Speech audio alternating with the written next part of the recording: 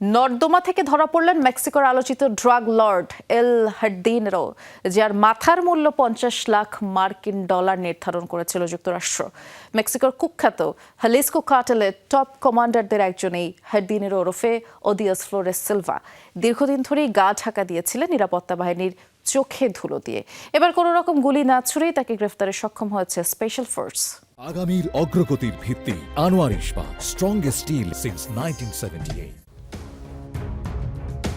ময়লাচ্ছন্ন নর্দমা, তার ভেতর থেকেই বেরিয়ে আসছেন দাগী অপরাধী। কোনো গোলাগুলি কিংবা হাতাহাতি ছাড়া এভাবেই গ্রেফতার করা হয় মেক্সিকোর সবচেয়ে কুখ্যাত মাদক সম্রাটদের একজন এল হার্দিনেরোকে। পশ্চিম মেক্সিকোর নায়ারিতে রাজ্য, যেখানে একটি রিসোর্টে আশ্রয় নিয়েছিলেন এল হার্দিনেরো।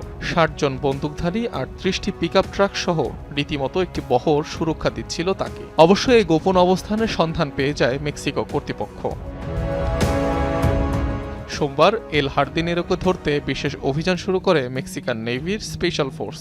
টের পেলে হার্দিনেরোর রক্ষীরা নিরাপত্তা বাহিনীর মনোযোগ অন্যদিকে সরাতে ছত্রভঙ্গ হয়ে যায়। ঠিক এ সময়ে পাশের একটি নর্দমায় লুকানোর চেষ্টা করে অপরাধী, যদিও তা ধরে ফেলে নিরাপত্তা বাহিনীর সদস্যরা।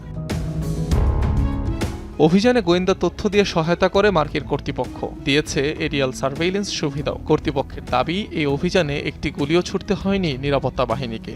আটকের পর এল হার্দিনেরোকে নেওয়া হয়েছে রাজধানীতে। তবে তার বিচার মেক্সিকোতে সম্পন্ন হবে কিনা তা নিশ্চিত নয়, কেননা প্রত্যর্পণ চায় যুক্তরাষ্ট্র।